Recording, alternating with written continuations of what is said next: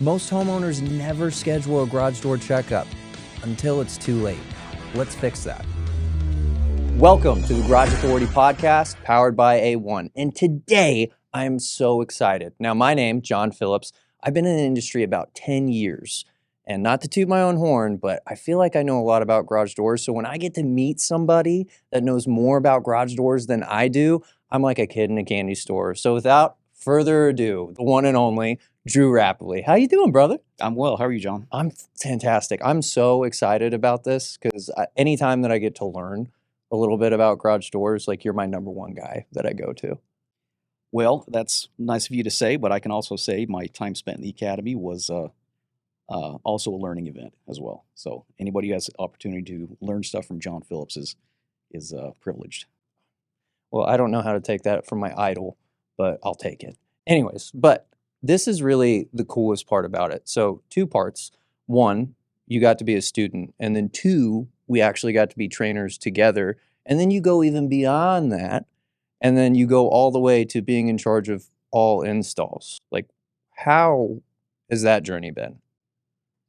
Well, I can tell you for the last 5-6 years, it's been quite an adventure, quite a roller coaster ride. I started out in garage doors back in the late 90s when I used to help my friend's dad unload the truck. He was operating his business out of his garage at the What time. year exactly? Somewhere in the late 90s. Oh. Last century sometime. We don't need to get Tried to specific get about you. that. Right. I went to serve a mission for my church for 2 years, and when I got back, I went full-time with Ideal Overhead Doors. And we were just a small family-run business. And George had 5 boys, who I consider my brothers, some of the best men you could ever meet. And we had a blast working together. But in a family-run business with that many sons, you can imagine you got to have a way to stand out. And Right. so I decided early on that if I'm going to do this for a long time, if it's going to be my career, it's going to be something that I'm going to do all the way. And I'm going to focus on premium quality and just doing the best I can with every job I do. And that carried me a long, long ways. Fast forward about 20 years, company was purchased by another company out of Texas. And that was the beginning of that roller coaster ride. It was all smooth sailing until then. In Too about much 4 change. years. A lot of change, I'm sure. Oh, yeah. In about 4 years, the company grew about tenfold. And that was pretty exciting to see that. The Ideal brand meant a lot to me. What George Johnson Right. taught me meant a lot to me. That's where I got my work ethic from. And to see that really blossom at that point was pretty fun. That's So awesome. shortly into that, I stepped into the operations manager role. About a year or so later, our general manager moved back to Texas, and so I stepped into that role. And then maybe 2-3 years after that, A1 picked us up, and Right. I went from that to bottom of the pile in the academy, and that was one of the biggest learning experiences for me because I got to see not only a different way of doing a lot of things, but a different way of teaching things, and I learned a lot. Not only in the August class, but in the few months after that I was serving the academy. Yeah. So that was a lot of fun. Did you know that during so every student, was like always improving is what we do. Do you know that your name popped up the most for favorite trainer while you were in the training academy? No, I didn't know that. You want to know why? Sure. Every student said, feels like my dad. Great. In the best way possible. Because the gray hair and the... No, not because of the gray hair. I just remember the first time you came into the academy, because you know how it is when you have people that come in with experience. Yep. Everyone's like, all right, whatever. How much do you know? And are we going to butt heads or anything? And instantly I remember the first day, like when I taught a lesson and you having experience, you were off in a bay with other students and you literally did word for word exactly what I said, only hearing it once. And I was like, oh, this guy's different. And then, of course, because of your prowess, because of how good you are, you got snatched up instantly. And now you're running all of install. And you're still going out and you're helping people with doors, even though you're in management, getting your hands on it. You flew to Nashville to do one of the most complicated residential doors that I've ever seen. It's called a Clopay Vertistack. It's crazy. Like, how has that been in that transfer? Because all the installers love you. Um, so management positions in general, I look at them a little bit differently. You know, some people think I'm a manager now.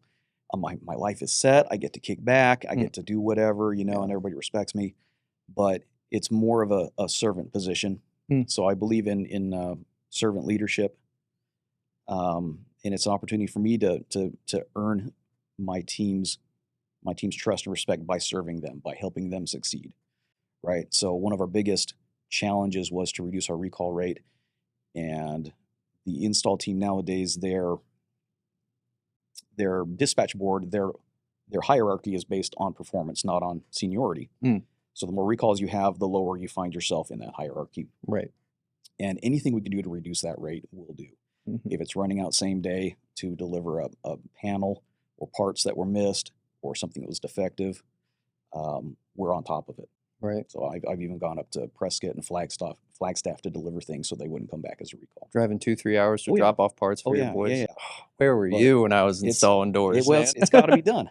I didn't know you were installed. How long did you install for? I installed for 3 years, and that Okay, was mostly commercial that I did okay, a installs on. little bit So, different animal, but if you can do that, you can do yeah. Since you being in this, we'll say late 90s, being a trainer, being an ops, that's why I really want to talk to you today about garage door checkups. that. Mm-hmm. Because this is whenever you have anyone with as much experience as you do, it's always at the foundation and the simplistic things. That's where I learn the most. So that's why I wanted to ask you certain questions. Like, if I'm a client, and how often should I call out to a garage door company and get my garage door serviced? Okay, And why? there's a couple of answers to that. If you have your typical garage door, you know, a 16x7 steel door, the manufacturers of those doors recommend once a year Okay. to make sure everything's running right, balanced, bearings are doing what they're supposed to be doing, there's no metal on metal contact anywhere, and your opener's happy. If you are the owner, if you're fortunate enough to be an owner of one of these really ornate, really expensive garage doors, Yeah. you probably ought to have it done a couple times a year. Okay. The bigger a door gets, the heavier it gets, the more ornate it is, the more maintenance is required. It's like owning an Italian sports car, right? Okay. You Yeah, can't it's just like a Maserati. You know what I mean? yeah, it's Or more than just or affording the car. You McLaren. have to Yeah. afford to own it too. Okay. And Yeah. that's something a lot of people don't understand. The mentality is, well, I paid top dollar for this. I shouldn't have to spend any more money on it. And it's kind of the opposite of that. You just dump $20,000 on a garage door, you better have it checked on a couple times a year to make sure everything's running smoothly on it, Makes sense to me. right? Yeah. So And I guess also, like, small issues adding up. I would ask you, like, what's something small? Like, we're gonna say that people don't get maintenance as often as they should. I mean, how mhm. many times have you gone up to a home and like, hey, when's the last time the store got maintenance? They've lived there for 20 plus years, and they just go, mm-mm, never. So, like, what's a small thing that clients look past that turns into something, for lack of a better term, kind of catastrophic if we don't get it handled? Lubrication is a big one. Yeah. If your door goes too long without being lubricated, the bearings are going to suffer. If the bearings suffer, everything else is going to suffer with it, right? And unfortunately, that's something a customer can do themselves. Just a little bit of attention, a little bit of lubrication.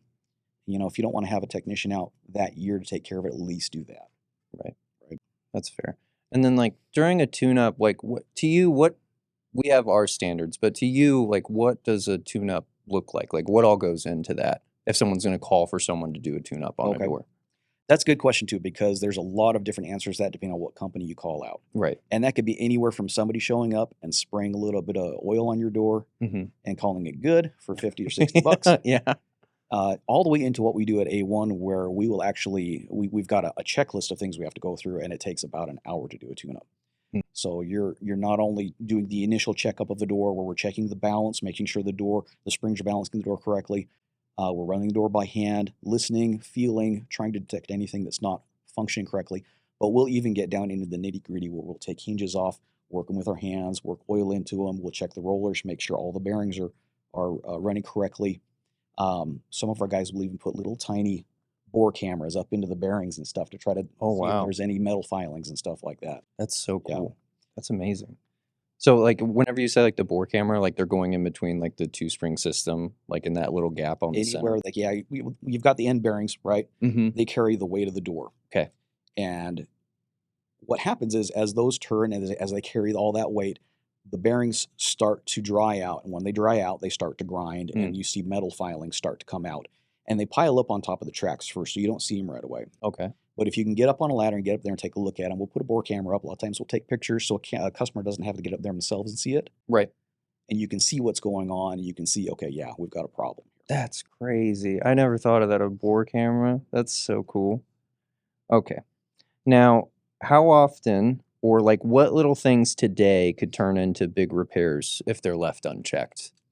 The balance of the door is probably the biggest one. Yeah. You don't, unless you're testing for it, you wouldn't know really if the door's in balance or not because it's attached to the opener and the opener is doing all the work. So you come home from work, you push your button, the door goes up, you go inside the house, door goes back down again, Right. and you're happy. You may not realize that your door is progressively getting heavier. What happens is when your door's first built or the springs are first replaced, they're tuned into the exact weight of the door and they balance that door properly. Over time, every time you open and close it, those springs wear out a little bit. Mhm. So they weaken a little bit. Right. You might come back a year or two later and the door could be 20 to 30 pounds heavy instead of actually just floating there like it should be. Right. The heavier the door gets, the harder it is for the opener to lift it, and then the harder the interchanges between the door and the opener. It's going to cause damage both to the door and the opener. Mm. So that, I mean, at the end of the day, what you're telling me is like, hey, not only are we going to have an opener issue, but eventually, if we don't check on this, it's the whole kit and caboodle if we leave this off for too long. It could be, yeah. It could be. Yeah. That's the scary part about it. And then, how much do checkups usually cost, do you think, on average with garage door companies? Again, depends on the company. Yeah. Usually between $50 and $60 to $100, $120 just Yeah. to come out and have somebody check up on it. Yeah. And then if you had one particular sound, right, out of all the weird sounds, and if you want to emulate it, there's nothing that I would enjoy more than you making that sound. But if there was one sound that you could describe to a client and be like, if you hear this, call somebody right now. Screeching metal on metal. Anything If metal you on hear metal, that, call. call somebody right away. But in general, so you may not realize it, but every time you open and close your garage door, you're listening to it subconsciously. And you're going to hear something that sounds just a little bit off every now and then. Trust your gut. Trust your gut. If it doesn't sound right, let somebody know. If you listen to your opener and it sounds like it's digging deep to lift that door, it's really putting a lot of effort in, there's a reason for that. Right. Call somebody out, have them look at it, because the longer you wait, the more likely it is you're not just replacing the springs, you're replacing the springs, the end bearing plates, and the opener itself. Do you think there's something to be said for like seasonal checkups? I know we kind of talked about heavier doors to where you could do like, 2 checkups because it's like the McLaren or Maserati. But do you think there's something to be said seasonally, especially in those, Far East ones where they got the extremes, they got the hot, they got the cold, negative and hundreds? There could be. I will say that we do see seasonal repairs. Like we'll see certain things during certain season more so than we will others. We'll get more mechanical breakages during the wintertime when it's cold. And we'll get more electrical or opener issues in the summertime when it's really hot outside. Right. Capacitor failures, things like that. That makes Will sense. happen. Yeah. So mostly opener issues in the summer, more actual mechanical garage doors. Failures can happen anytime, but you can expect certain things a little bit more in some a little bit seasons. of an uptick. That's fair. Now, we've talked about how, a company can range like $60. There's some tune-ups out there for $29.95, can get all the way up to $120. But depending on the company that you choose and the degree that they go, like across the board, like what's the value for a homeowner? And you can go long story on this. Okay. Well, I'm a little bit older. Okay. Right. And my family, my brothers and sisters are aging with me. And every now and then one will send a message out, hey, I was just diagnosed with this, or diagnosed with that. And I'd send a message back saying, look, if you don't go to the doctor's office, you won't get diagnosed with things. Right. Right. It don't have, And what it's a you don't joke, know. of course. Right. But the message is, yeah, if you don't get checked up, if you don't get these little things taken care of while they're little, they become much bigger issues, harder to deal with. I mean, it's the difference of going from a tune-up sometimes to a full door and opener replacement. Right. That's huge. I don't know. In my mind, I'd rather do a tune-up at a good $60 rather than $240 4, 6, 8 grand for a new door. Get the checkup. Yeah, just get yeah. what do you got to lose? Get the diagnosis. So we understand what noises that we need to pay attention to. We understand that it needs to be yearly or at least bi-yearly, depending on if you got your Maserati door or anything like that.